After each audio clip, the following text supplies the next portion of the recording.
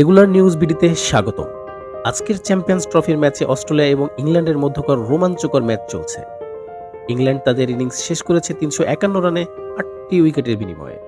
Ben Duckett ছিলেন দলের প্রধান রান সংগ্রাহক। তিনি ১৫০ রান করেছেন ১৩৪ বল মোকাবেলা করে। অস্ট্রেলিয়ার বোলাররা কিছু ভালো বোলিং করলেও ইংল্যান্ডের শক্তিশালী ব্যাটিং লাইন আপকে রুখে দিতে পারেনি।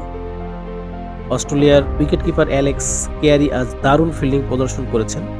৩টি গুরুত্বপূর্ণ ক্যাচ নিয়ে দলকে সহায়তা করেছেন। এর মধ্যে একটি ক্যাচ ছিল অত্যন্ত দুর্দান্ত, যা ফিল স্টুসার্টকে আউট করার জন্য ছিল। এখন অস্ট্রেলিয়ার লক্ষ্য নির্ধারণ করতে নামবে।